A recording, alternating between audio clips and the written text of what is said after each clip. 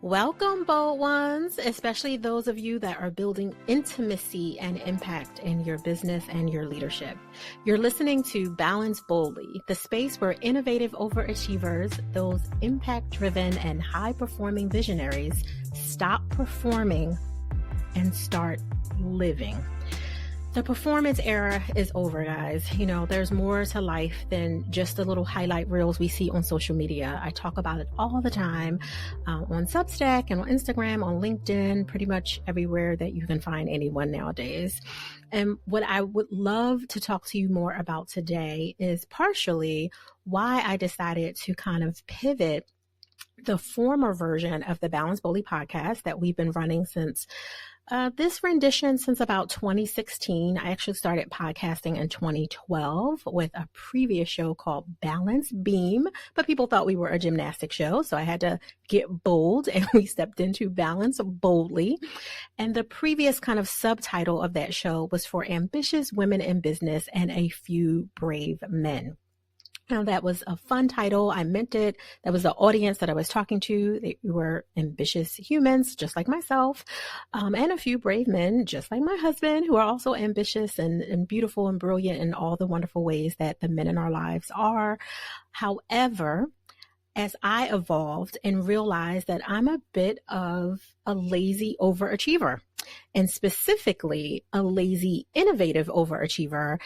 Of course, if you know me, then you know I make up words and redefine phrases and words all the time. I call them Naketa-isms. If you don't know me, then you're probably a little taken aback by a term like lazy, especially for me as a Black woman saying that.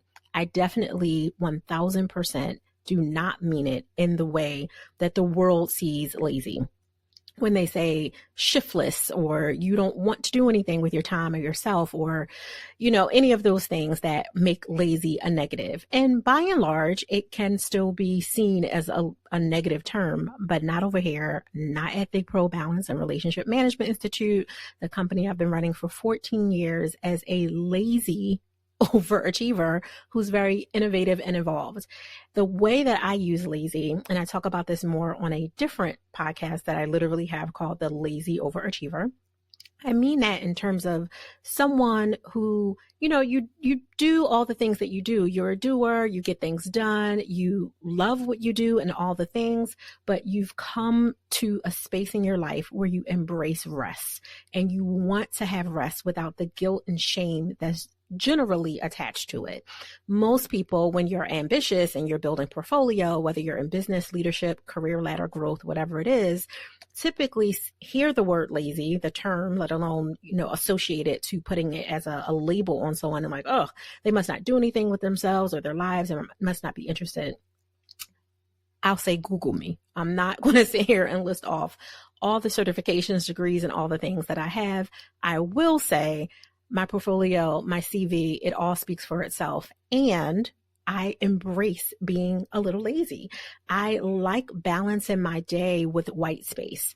I like infusing what I call purple blocks, because purple is one of my favorite colors, of highlighted time, these permission to pause blocks, as I really call them, on my schedule. I like seeing that. I like having time to sit and be, to not do anything. I like the doing. I love the doing, in fact, especially when I'm with my client partners, my power partners, my referral partners, my partners in life, my friends, my family. I absolutely love the doing, but what allows me to love that doing is to do it without sitting in a space of resentment because I'm overextended, overwhelmed. I'm over engineering all the things because I'm trying to do more effectively, more efficiently, especially now in this innovative age with AI. which I have no problem with AI, guys. Use AI, do whatever you need to do with it. I like to use it as a little bit of a thought partner as well. When I have something already written, already drafted from my inner brilliance, from my genius, and say, okay, let me throw this in here and see if there's anything I can shape or shift or mold or take out, because I'm very verbose. I talk a lot and I can write that same way. So sometimes I'll use it for trimming and all the things. Rarely do I use it to literally create out of the ether, but occasionally it'll give me something that muses me in a direction of like, oh, you know what? Let me try taking this in a different direction. That's just how I like to use AI. If you use it differently to create from 0 to 60, from A to Z, then so be it. Go and enjoy. Just be mindful to make sure that whatever you're innovating and creating, whether you're using a tool like AI or some other innovative tool, that you're mindful of the human connection. There hopefully is a human that's reading it, digesting it, receiving whatever it is that you're doing. And you want to make sure there's intimacy in it, that it's not just this kind of jargon-filled, garbled thing that came out. And yes, it was grammatically correct and it had appropriate bullet points and M dashes and hyphens or whatever it is that you're using, but it's like machine to machine. You want to go beyond the algorithm is one of my keynotes actually. Like you literally want to move beyond that by making sure there's intimacy in what you're doing, that the fact that you're doing it is to create hopefully a better connected world and give people deeper impacts, deeper ripples, deeper connection in whatever way that you're doing it, whether it's a product or service. Went off on a little bit of a riff and a rant. I do that sometimes, especially when we're talking about innovation, because I feel like very much so one of my reasons for taking a pause from the Balance Bully podcast for almost a year, the biggest pause I've ever taken. We've taken seasonal breaks while I'm taking micro sabbaticals that I call self-lovecation, which we've been doing for the last 12 or 14 years in business every single summer for roughly 6 weeks, sometimes 8, sometimes 4.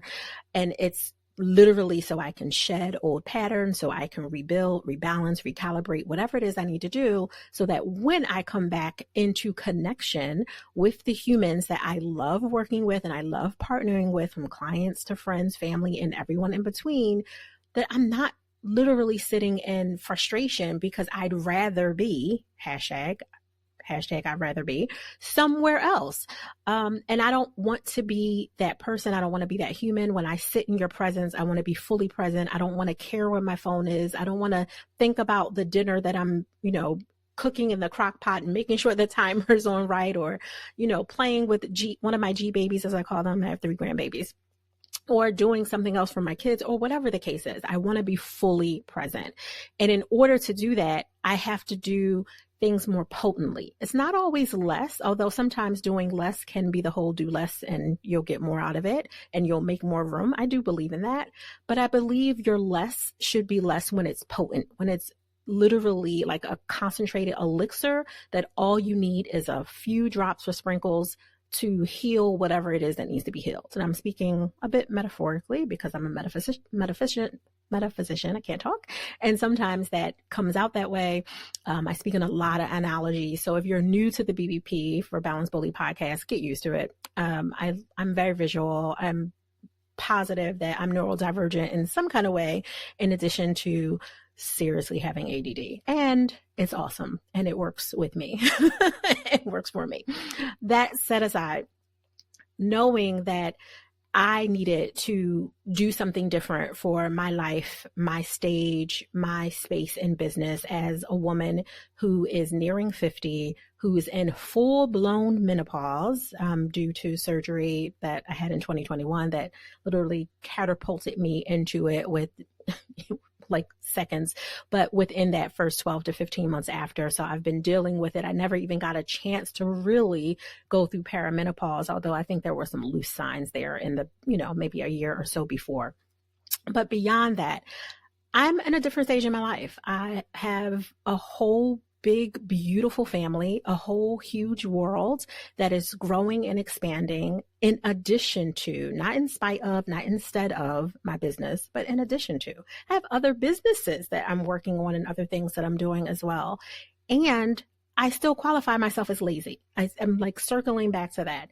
Being lazy in the way that I define it is literally about understanding, recognizing, and being more than okay with, in fact, championing the need for embracing the rest, specifically so you can recharge and you can live and love and lead in your life in a way that feels really fulfilling and doesn't feel exhausting, or as a lot of, other words would say where you're eroding, you're feeling like you're in a space of erosion. I don't want to do that. I'm already getting older. I'm already very mindful of my calcium intake and potassium intake. So my bones will love me into my 90s. I don't want to erode my mind or my body, let alone my spirit, because I'm feeling the need to be in step with whatever social media is saying or what other people are saying. I'm a naturally rebellious person. Honestly, I came out the womb that way. And I'm not rebellious for rebellious sake. Like, I'm not just going the opposite way that other people are doing. I zig and I zoom literally by the beat of my own inner brilliance, which is kind of my phrasing for intuition. I'm doing it not because I want to be opposite, but I feel compulsively internally pulled towards a different north of sorts. And sometimes it's in step with some people in the world and other people in the world, maybe even majority at that time. Many times it's not, just being completely honest.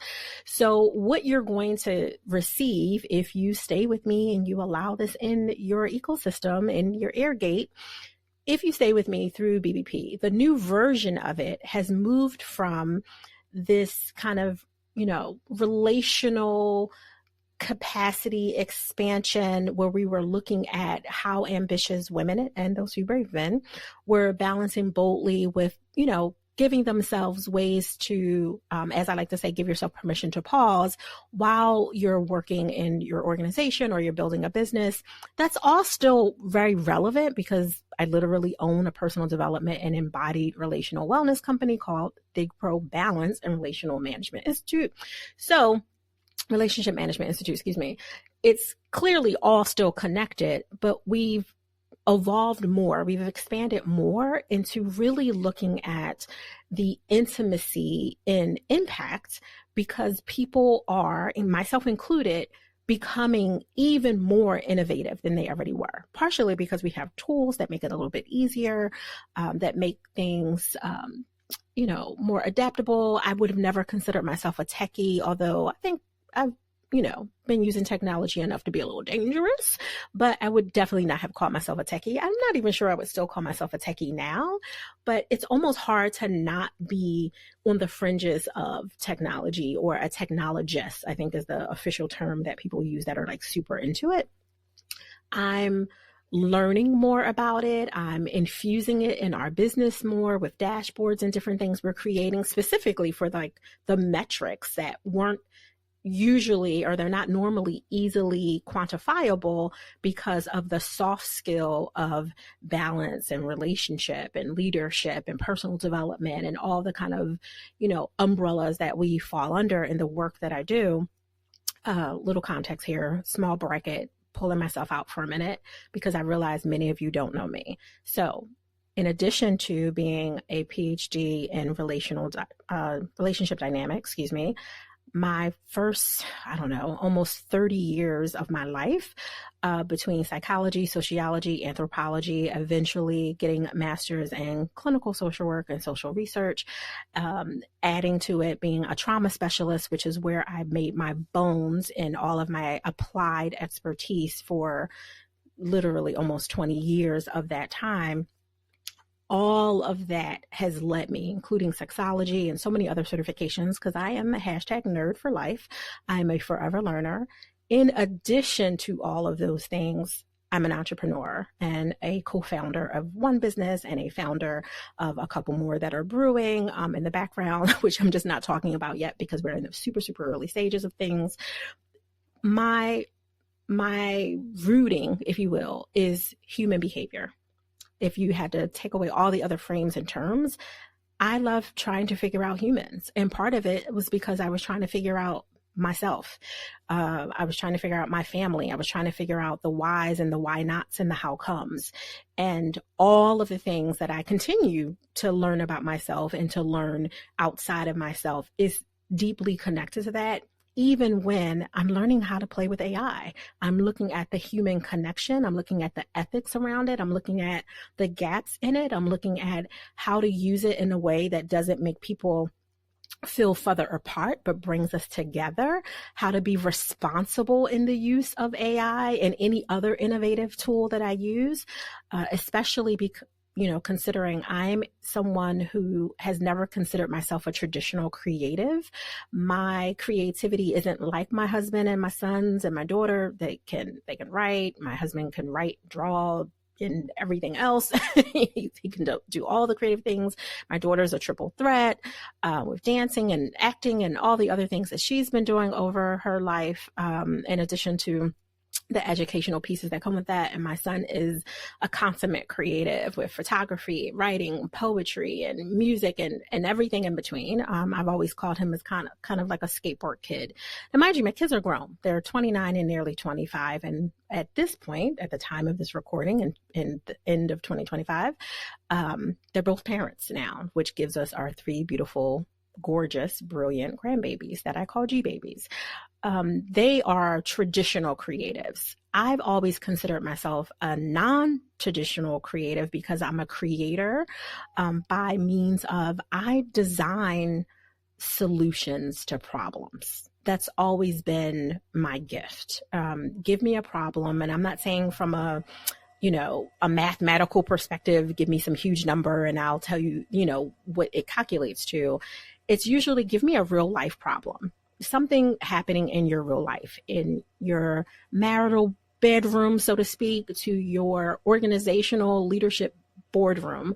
I'm going to help you solve it and then make sure we can amplify the intimacy and the joy that you can have while you impart your wisdom in that process and you carry out whatever we kind of co-created together. I'm going to help you have fun in the background of all those things. And it won't always look fun because sometimes I have to pull out my trauma specialist hat and do some deep rooted inner child work or, mindfulness or whatever else is coming up at the time. And again, my intuition is my strongest gift. So I'm going to intuitively use whatever tool is the most aligned with helping to co-create a solution with you. If I'm in partnership with you, you as in my clients and my friends and family and power partners know this as well. They've benefited from us being in each other's energy ecosystem because of it. But also for myself and making sure that I'm listening within before I just start to kind of jump out and execute, because when I've not listened has cost me the most financially, mentally, emotionally, physically, and everything in between. That said, and all the things I just layered, then I'm closing that bracket on that kind of bookmark that I started in the middle of sharing with you about laziness and how I've redefined it, why I've redefined it, and why I've intertwined it into Balance Boldly. Closing that bracket on my background was really just to give you a little context of where some of the stories, the conversations, the nuggets will come from. It literally will be a mix of evidence-based science, as well as my intuition, my applied knowledge from, nearly 30 years of working with humans, well over, I always say 20,000 humans because that was the last count, like 6 or 7 years ago. It's well over that now, but I just stick to the number just to keep it simple. Because I stopped counting. I think my ego had me counting up until that point, and I've stopped counting. So it's well over that number. I don't know what the number is right now, but I know I am excited and truly grounded in my being when I think about the beautiful ways that I've been privileged, and I do see it as a privilege, that I've been privileged to support other humans outside of myself. There's an acronym that I used from way back in the day when I was praying and I was asking God, like, what's my purpose? What's the reason I'm put on this planet? And I kept hearing and seeing, some very visual, the word awesome. You are awesome. And I was like, okay, well, that feels so empty and, okay, thanks. But me and God, like, thanks. But, what does that mean? And awesome is an acronym, which was spelled out to me spiritually as an amazing woman encouraging someone other than myself to elevate. That is my purpose. Now, I've learned over time and years and pain to monetize that in a way that could allow our whole family to feel the awesomeness and feel the ripple of it, because I didn't want to be a martyr. I didn't want to be an awesome person out here helping the world and trying to figure out how to put food in the refrigerator either, with, with my husband, of course, of nearly 30 years. Actually over. We've been together since 94, friends since 91, married since 99, guys. So whatever that is. Again, at some point I stopped counting. But at this point in 2025, it's been a minute. We both kept each other around for a minute with love and with integrity and with joy, even through the hard parts. Okay. So pulling that aside as well, knowing that my purpose is to be awesome, I want to make sure that in this podcast, which will, be kind of broken down in different ways over time through a Substack, because some of you like to listen, some of you like to read, and I like to write letters. So my Substack, as of November 2025, at least, is going to be all letter based. Will still be filled with nuggets and joys, just like this conversation. I'm having a conversation, it feels like, with myself, because there's no one on the other side. Occasionally we will interview some innovative overachievers as well. Those are, again, those impact-driven, high-performing visionaries. And some are doing better than others when it comes to giving themselves permission to pause and embracing the lazy part of being a lazy, innovative overachiever, which is my absolute favorite version of person to play with. But sometimes I'll just take them at the innovative, overachieving side of them. And that's okay too. That's okay too. There's no judgment here. This is a judgment-free zone on all levels. With that said, I want to make sure that we're moving towards doing what is that phrase? I want to say it was Martin Luther King. I almost feel like I want to say, don't quote me when I say, like, be the change you want to see in the world. I always forget who actually said it, but I know it's a fantastic quote. It's something that sticks with me. It's not necessarily a mantra, but it definitely sticks with me. And it is something that is a visual guiding when I think of, like, why ultimately are we doing these things? I want to live in a world that celebrates the balance of things and not just the acceleration or the constant need to go, go, go, because that gets really old really fast. This constant just doing, constant visibility, constant output, constant, be everywhere. And, unless you're using the right tools, like an evergreen system where you can upload once and it sheds to all your spaces from a social media perspective, then fine, great. But most of us aren't doing it that way. And even when you are, you're trying to, because you can share evergreen, you're doing more and more and more, and you're just literally a part of the noise.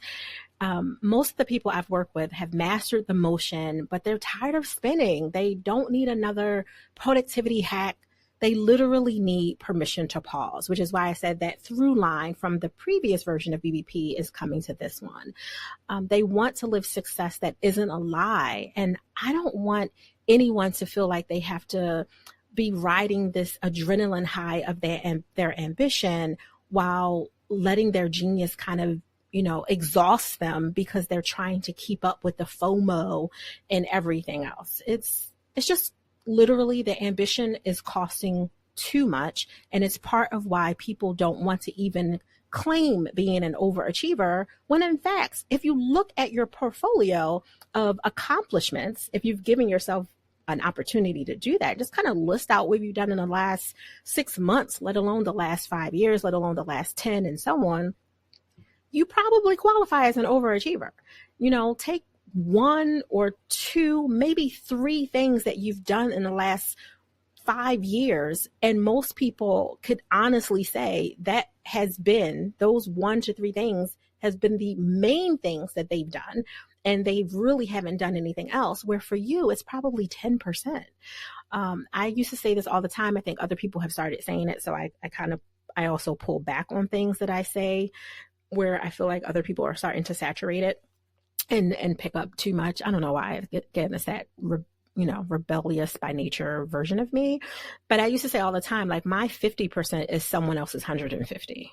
But that doesn't mean that I should sit and live in the 50%. That doesn't make me feel good either.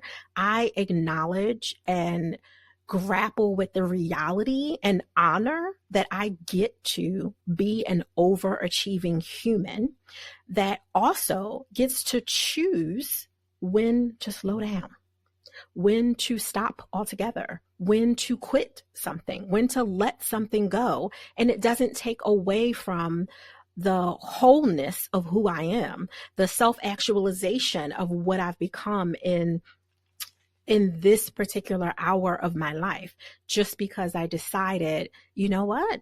I've been working for 4 hours straight, and not only do I want a water break, I think I want a break for the rest of the afternoon. Because what I did in that 4 hours, people sometimes often take 10, 15 to 20 to get done.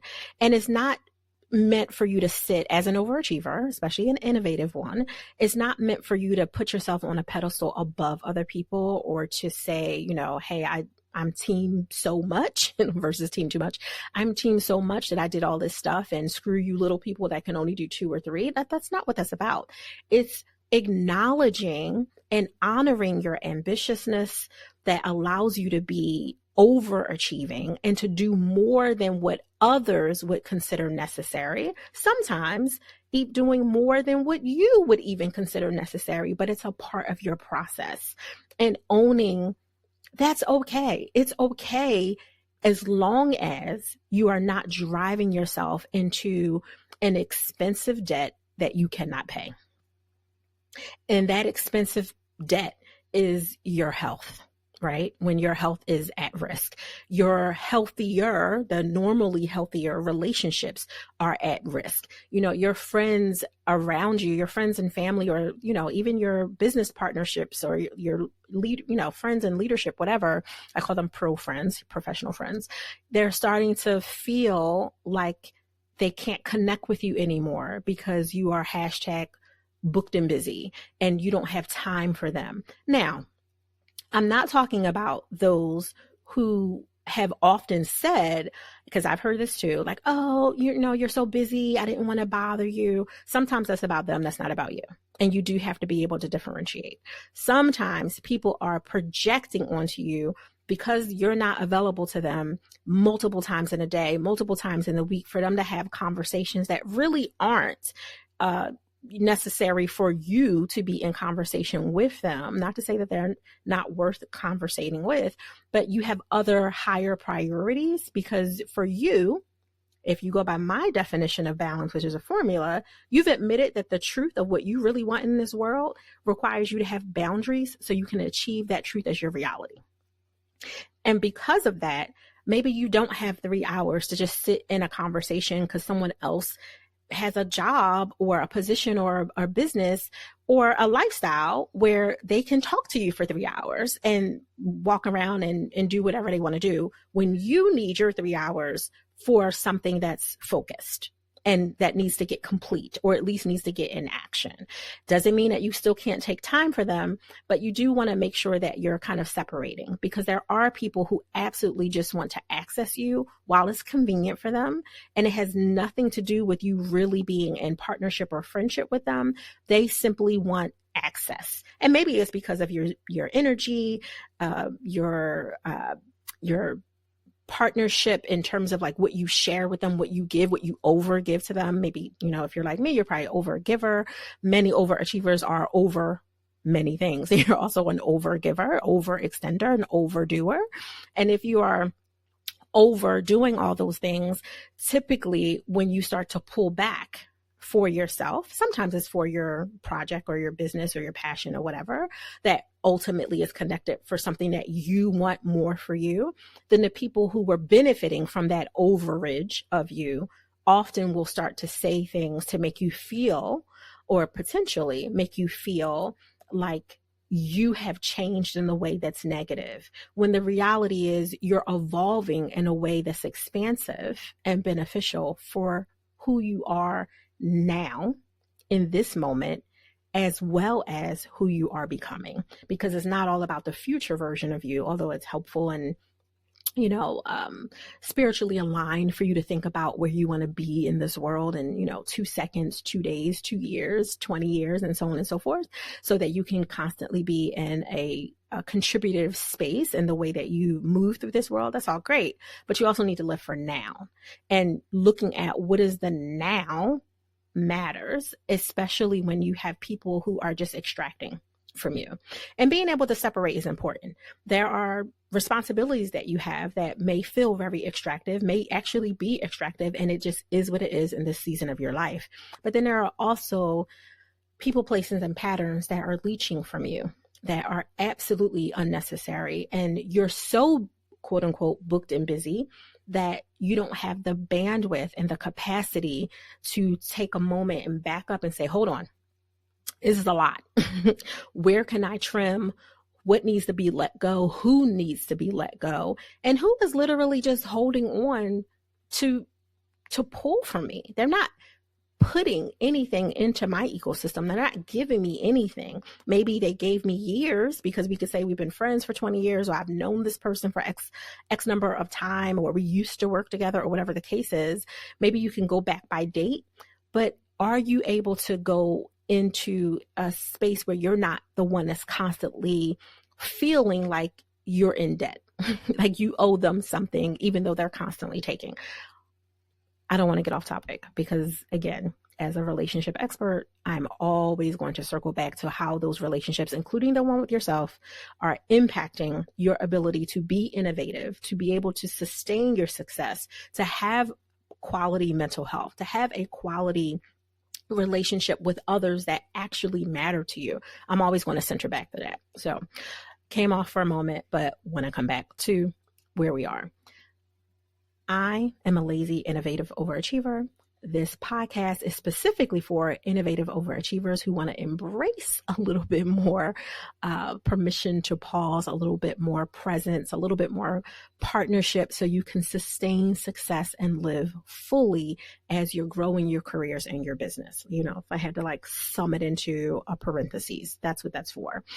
Balance Boldly exists to help you re-engineer the structure that keeps you steady while you scale. Everything for me at this point is a relationship infrastructure. It's a recalibration system. My private advisory is about recalibrating. My licensing of IPs, of all those programs and frameworks and methods I've created over the last 14 plus years, are literally about recalibrating. And the ultimate purpose is so that people can create joy. That's what I'm deepestly connected to in this hour of my life. It's not new, guys. I've been talking about creating your balance, creating your joy for years. They used to even be, what do you call them? Taglines that we used to have for our business. We've just kind of moved away from all that stuff. I'm also in this stage and age where I am simplifying. I literally just want to simplify, and I want to work with founders and leaders. I call them innovative overachievers that are just done pretending. There's no more, hey, I just closed $1 million deal, but I still feel emotionally overdrawn. And if you are feeling that way, I want to be able to support you. It'll start with you listening to this podcast. It's free. It's going to be and continue to be everywhere, from wherever you're listening to it right now to potentially clips if I feel like getting back into video, because honestly, that was something that was taxing me. Today, if we create any clips from this particular thing, this is beautiful, clean, naked face, Afro puff ponytail. There is no makeup. And mind you, I love me a good red lip, honey. Okay. A good nude lip, a good red lip, and sometimes a couple colors in between. I love, love, love it. I also love to drink tea, and I don't feel like smearing it on every single cup. And I often want to have a conversation where I want to just turn on the Riverside.fm, get to recording, and not have to worry about oh my goodness, what is this looking faded? I don't want to do that anymore. So I'm not. Once in a blue, I'll record a video and I'll splice it up or have it spliced up, and we'll put clips of it on IG, LinkedIn, and, Substack or whatever, through our tools, because we do believe in innovative tools that we use that shares it in those spaces. That's not going to be probably, I'm going to say, I'm gonna just go ahead and say 90% of the time, it's going to be an audio podcast, and there won't be any clips. There might be a still shot that I took from a different day when I felt like the lighting was okay. And as you get to know me, you know I'm not even into pictures and all that. My friends and family have to force me to take them, not because I don't think I'm sexy, because I'm sexy. I don't have any doubts or questions about that. I just don't often care to take a picture. I just don't. I capture the picture, the memory in my mind. I am becoming better at taking pictures of the G babies, but that's a whole separate conversation, just because I grew up not having a lot of pictures of myself and I want them to have them. But I also, and my husband points it out too, will say, and he, is the main one to say it because he absolutely hates pictures, is, just feel the moment. You don't have to pull out the camera. Some are definitely camera worthy moments, but many times just be in it and capture it with your mind and create another kind of core memory, even though the core memories are done after about 7 to 9 years old, but you know what I'm saying? Just bring it in and let it be a part of your beingness more than anything, but not without going on another riff and a rant. Coming back, I hope that you'll be with me here for BDP. Most episodes will be somewhere between 15 and 20 minutes, and the occasional lengthy one like this. I want to really make sure that we're leading with intimacy for yourself, for your partnerships, for your intimate relationships, and everyone. And when I say intimate, I'm not just talking about sexual. Intimacy is way more than that. I want to make sure that we're recalibrating ourselves and we're in a space where we can feel good about doing great things.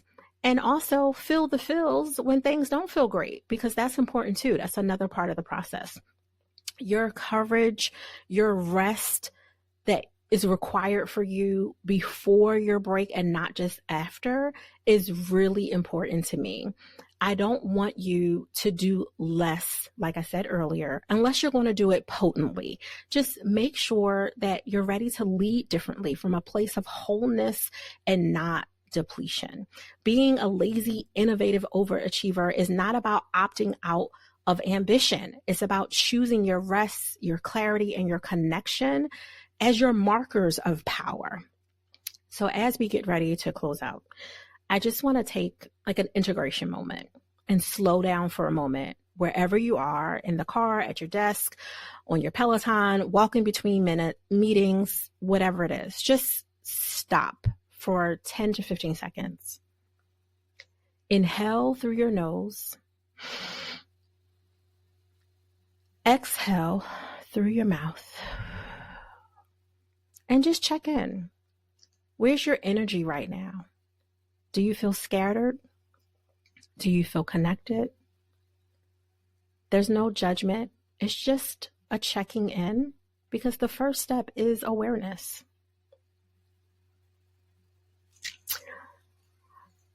Now, I want you to go back to whatever it was that you were doing, just knowing that you're in a space to already move differently, because you're agreeing with yourself that different is required in this hour of your life. So enjoy the balance of your day, but do it boldly. If you're not already a subscriber, please make sure that you subscribe here wherever you are listening to this full episode. If you heard a clip, make sure you go to Apple Podcasts or wherever you get your podcast from and subscribe, so you'll get a notification of the maybe twice a month when these drop. I will also encourage you to come sit with me over at Thig Pro Quo. The link will be in the show notes, which is on Substack. That's the platform we're choosing to use in this hour. Over there, Thig Pro Quo are the love letters that I'm writing to you as an innovative overachiever. It's literally where balance meets brilliance and intimacy fuels innovation. I hope to see you there, but if nothing else, I hope you'll listen again in the next episode. Dr. Naketa Ren Thigpen. Until next time.